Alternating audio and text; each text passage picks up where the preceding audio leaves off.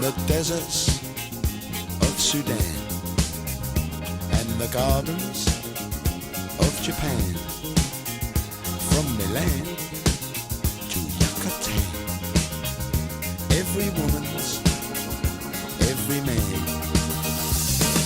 Hit me with your rhythm stick, hit me, hit me. Whoa, what is going on here? Well, it's his rhythm stick. The song's about his dick, isn't it? It's his rhythm stick. That's not what the song's about, you idiot. It's not about his dick. I'm pretty sure it's literally the whole song's about his dick. It's all about his dick. It's nothing else it could be. It's all about his dick. It's all about his dick. Guys. It's about his walking stick. It's his rhythm stick, his walking stick. He had polio at a young age, which left him walking with a stick. His walking stick. Rhythm stick. Walking stick. Rhythm stick. Yeah, but if that's true, then why is he asking to be hit with sticks? Surely he should be one doing the hitting. Oh, well, maybe it's not about anything then. Maybe the song can just be whatever you want it to be about. You know, that's the magic of music, you know. The song can mean whatever you want it to be. It doesn't necessarily need a meaning. Fuck you! Oh my god. Shut up. Oh, Idiot. I hate Shut you. up. Be quiet. Fuck off. Silence. You are an idiot. Go away. You are stupid. Leave. No You are one the is worst your person friend. I've ever You met. are my least I favourite hate you. human. Fuck you. Hello everyone, my name is Joe. This is a video on a 40-year-old song. I don't know why I'm making it. Brilliant. Hit Me With Your Rhythm Stick is one of those songs which you probably sort of know vaguely, but maybe you wouldn't recognise it straight away. The song was released in late 1978 and topped the charts in early 1979. It was an interesting time for music. 1979 saw a huge mix of different genres entering the charts and then leaving. Punk was dying out, but in its place, post-punk and new wave acts were making their mark. Disco was still going super strong, so the charts were all over the place. This year would see disco classic I Will Survive, Ska Legends The Specials would release their first single, and Pink Floyd would release their most successful single, Another Brick in the Wall. And the year would end with The Clash releasing London Calling. Live by the river.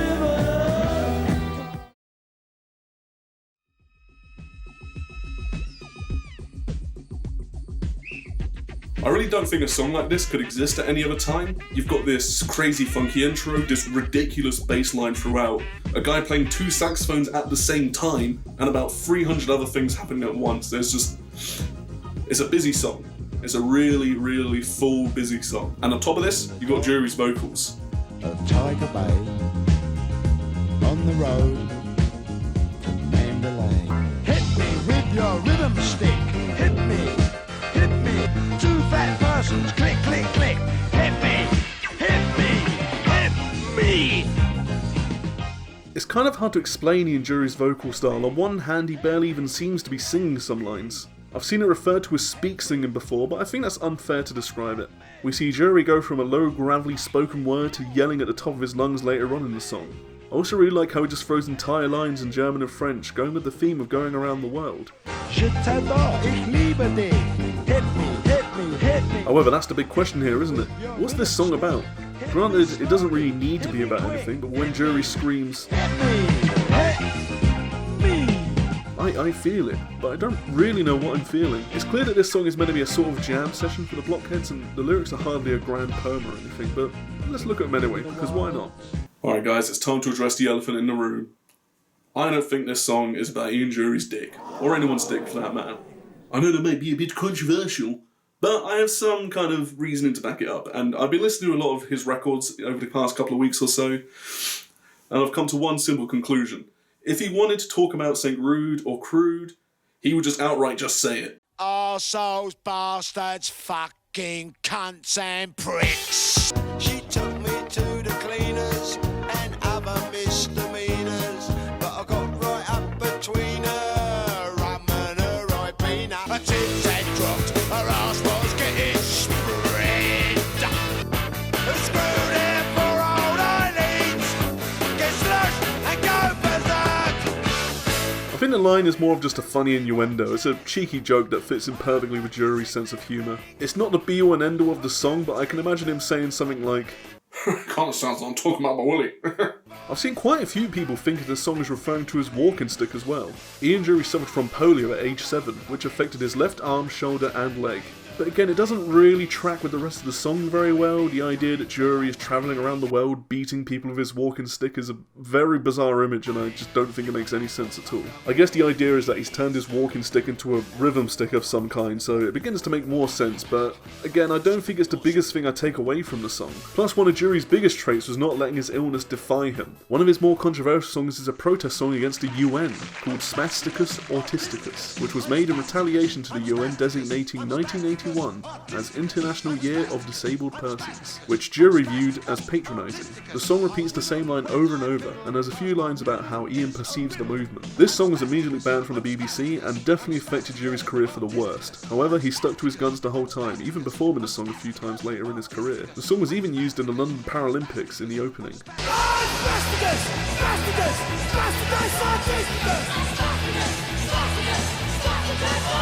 So how about that? Point is, would a man who essentially risked his entire career over protesting against an entire movement like this write a song where the centerpiece is his disability? I just don't see it. I keep seeing this paraded around as fact, and in fact songfacts.com even say it's a well-known fact. Then they proceed to leave no source, and I can't find any evidence supporting the claim. I'm sure there might be some interview somewhere where he does talk about it, but I just don't think it's the main point of the song. That's just the way it comes across to me. I feel like a lot of these people have just seen Ian Dury with a walking stick, and were like, Ian Dury has a walking stick, and the song's called Rhythm Stick. It's the same! I do think there might be some substance here though. The chorus briefly talks in German and French saying, "This is good, this is fantastic," suggesting they are the ones asking to be hit. And turning his walking stick into a rhythm stick isn't too crazy of a concept. And again, I don't think the idea was lost on Dury, I just don't think he would want to dress up his illness like this. So what's the song about then? What's this 40-year-old dumb song about? Nobody knows, right? Well, here's my takeaway from the song. Okay, so I'm just going to go ahead and kind of combine all of the above into one big mess. I think the song is quite simply about travelling the world, performing music and listening to other cultures' music. I think Dury is definitely equating sex with music here, and the German and French I love use and is so good, I'm going to be people getting really excited about rhythm and music. Stay with me. They're literally begging to be hit with more music. The song even comes across as a little abrasive at times, which I think lends into it a bit as well. Later in the song, Dury begins listing native tribes, Eskimos and capital cities and landmarks. I think this lends itself more to being about a band on tour rather than a sex-crazed monster travelling the land. It could even be about how, although all these places and cultures are different, the one thing that brings everyone together is music. And I guess you could say sex too, but I don't really like that idea purely because an English man singing about how he's going to travel to a native Indian tribe to fuck them makes me extremely uncomfortable. The music idea just sounds a lot nicer, you know? You could even say the nonsensical and silly chorus is written like that to be a kind of just nonsense lyric. You don't need a particularly good grasp of English to sing along to the chorus, and I think its vagueness kind of helps with that. It's a song for everyone, really. That said, Dury was a cheeky fella, and I do think the other theories floating around hold some weight as well. Especially the idea about the walking stick. In a way, it kind of turns Dury's disability into a kind of superpower. Being disabled didn't stop him from getting a #1 single, and I think that's a fantastic takeaway from the song. Dury did have this to say about the song though. People still ask him, "What's a rhythm stick?" And he always says if you have to ask that question, you'll never know the answer. So maybe the song is just explicitly about sex, I don't know. Or maybe it just means whatever you want the song to be about, that's what it is for you. The lyrics don't really matter in the long run anyway. The blockheads are the real star of this song. The crazy instruments, the bass line, the double sax, the piano, I love it all to bits. It all comes together to make this kind of genre-less song. It's just got so much going on. And it does help that the song always puts me in a good mood as well. And if you're interested in more Ian Dury, I recommend checking out New Boots and Panties. You might know a few songs on it like Sex, Drugs and Rock and Roll, and the later albums are also good as well, but the first one is definitely the best one.